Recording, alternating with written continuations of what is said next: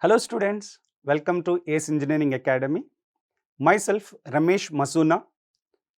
In this video, I would like to discuss GATE 2021 compiler design questions.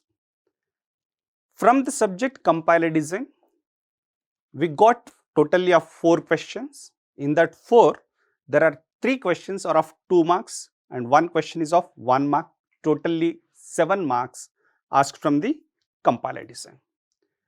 And these 4 questions are from 4 different topics. One question is on syntax directed translation. One question is on LL of 1 parser. One question is on SLR of 1 parser. And one more on directed acyclic graph. So when we see all these questions, overall all topics are covered. Now we will discuss all these 4 questions in a detailed way. Coming to the first question. Consider the following grammar. This is a grammar given and the associated syntax directed translation. So here for each grammar production, a translation is provided, means semantic rules are provided for each grammar productions. Question is, with respect to the above grammar, which of the following choices is correct? There are options are given.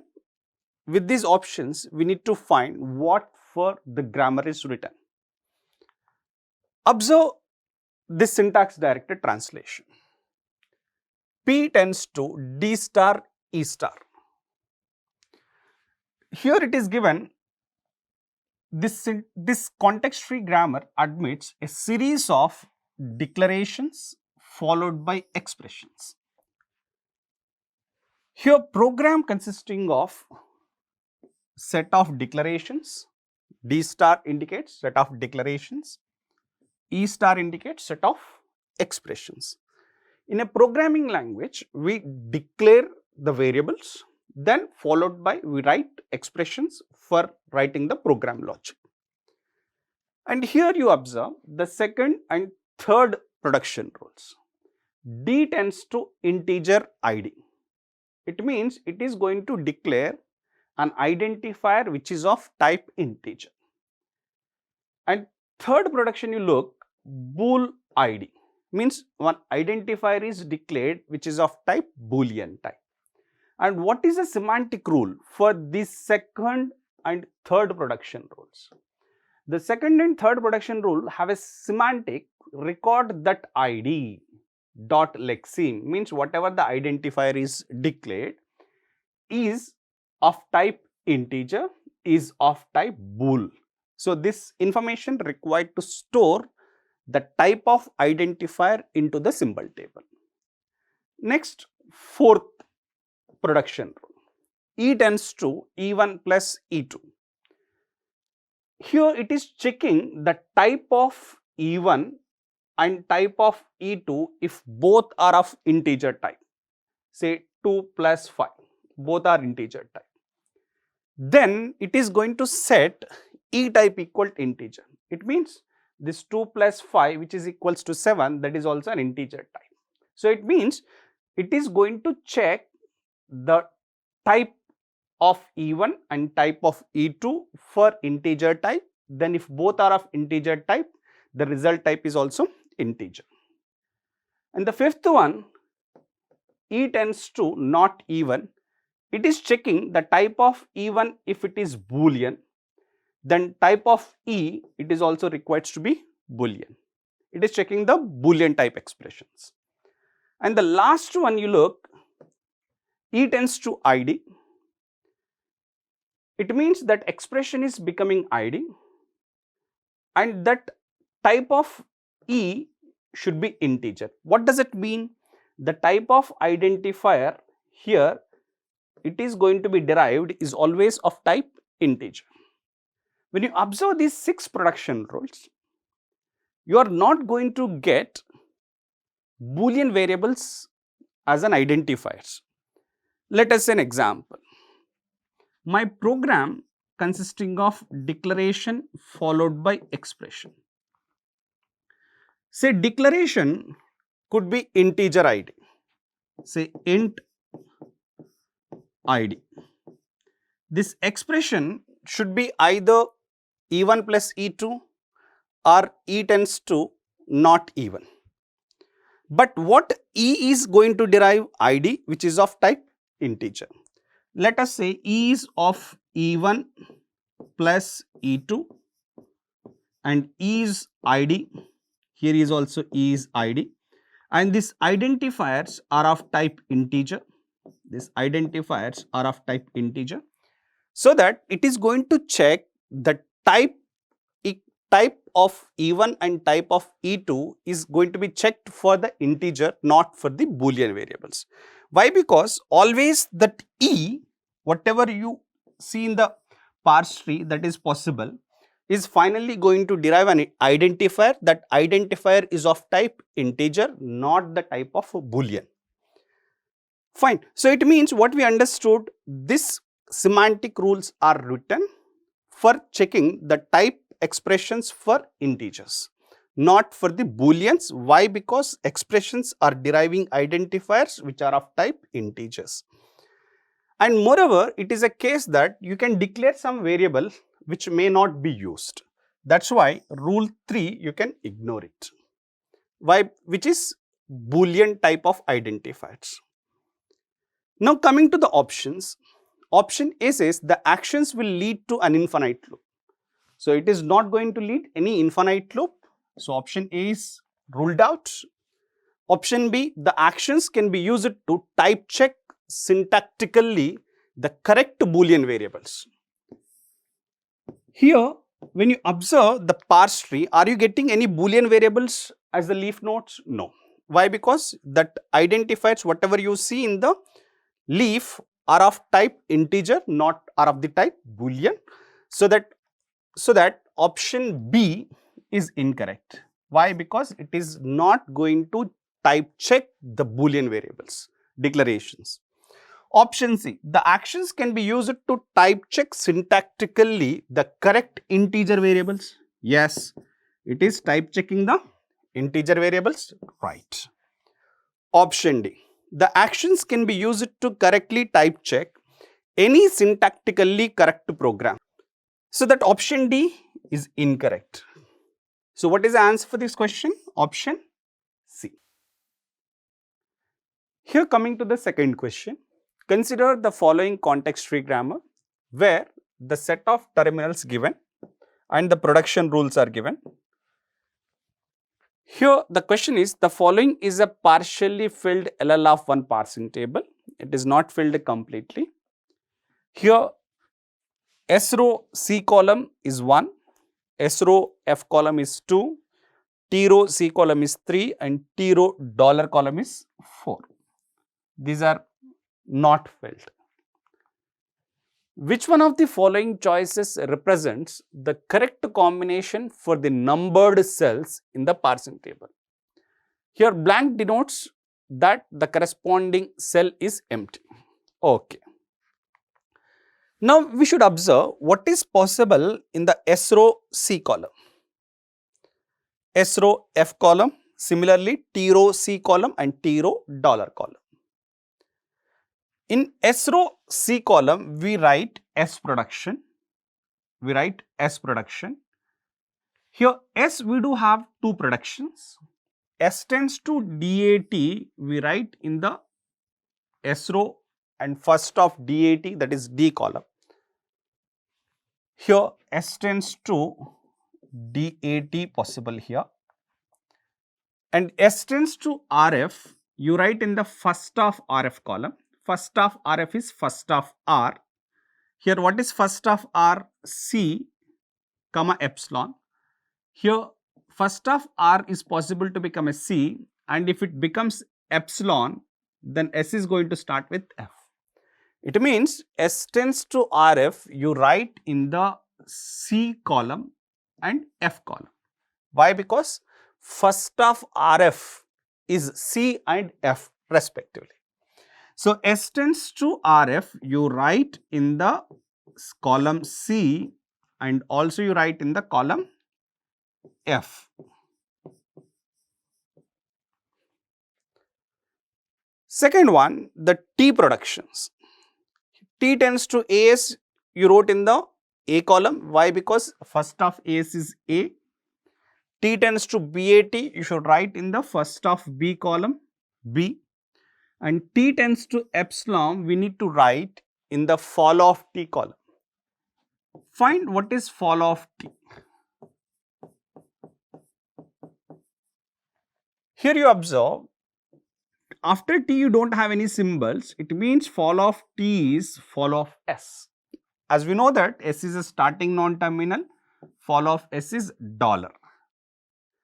And here you also observe T is here. What T is following? First of R.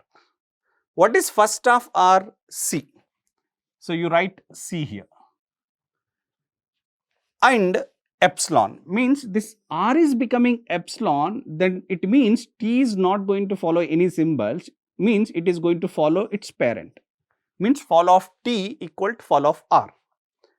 Here you observe what is fall of R. What R is following? F. So you write F also in the fall of T. So what is fall of T? Dollar, C and F. It means T tends to epsilon, you write in the column dollar, C and F. T tends to epsilon in column C.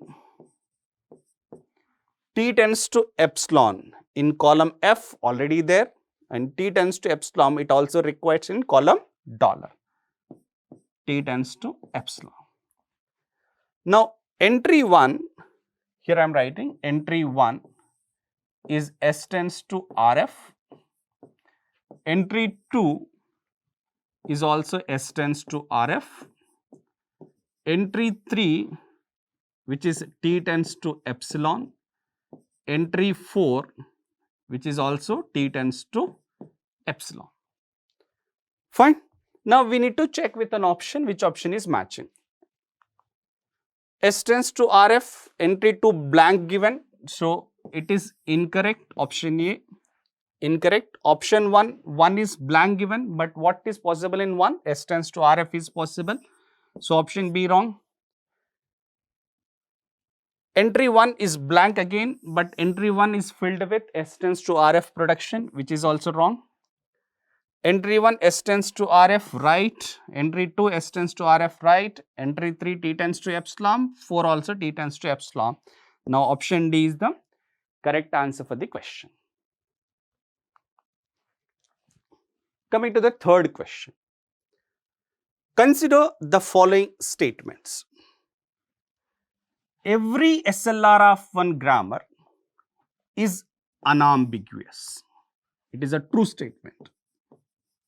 Every SLR of one is unambiguous. Why? Because no ambiguous grammar is accepted by LR of K parsers. Means all LR parsers will accept only unambiguous grammars. Now SLR of 1 is a class of LR of K parsers which is going to accept only unambiguous grammars. This is a statement true. But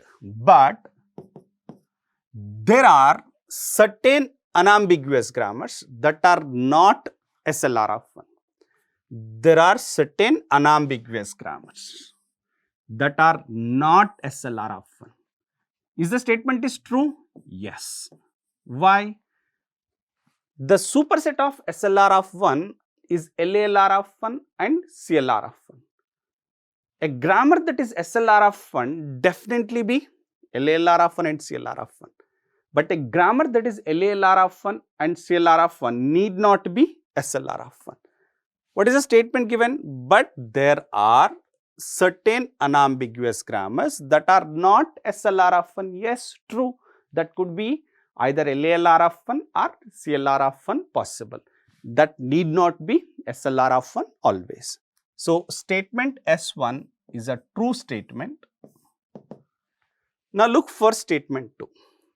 For any context-free grammar, there is a parser that takes at most big O of n cube time to parse a string of length n. This is directly a note point according to the CYK algorithm. So, statement 2 is also a true statement. It means both S1 and S2 are true. So, option A says S1 is true and S2 is true, correct, and remaining options are incorrect. So, answer for this question is option A. Coming to the fourth question. Consider the following C code segment. This is a code segment is given. This code segment is in the form of 3 address code because each statement containing at most 3 references. Now, question is, if a compiler, this code segment is represented internally as a directed acyclic graph. We call it as a DAG. The number of nodes in the DAG is simple. We have to construct a DAG for the 3 address code statements are given and count how many nodes are possible in the DAG. First 3 address statement. We have to create a node for B if it is not already there. Initially graph is empty, nothing is there. So, we have to create a node for B and we have to create a node for C, and also we have to create a node plus whose 2 adjacent nodes are B and C.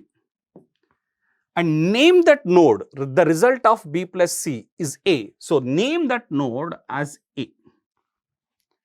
Next, create a node for A if it is not already there, but A already there.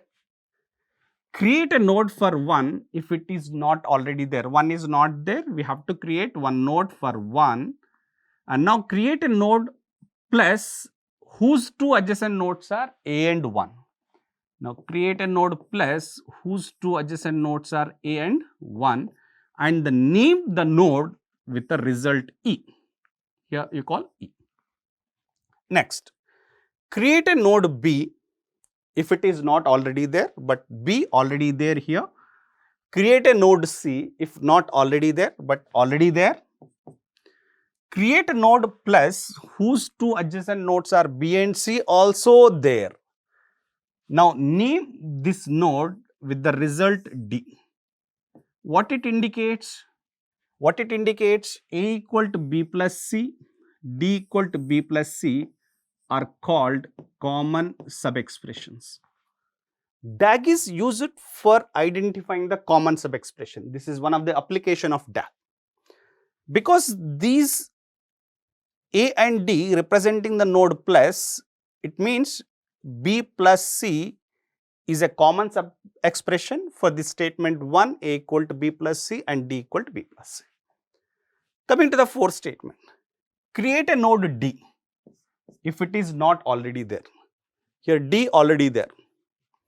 Create a node 1 already there.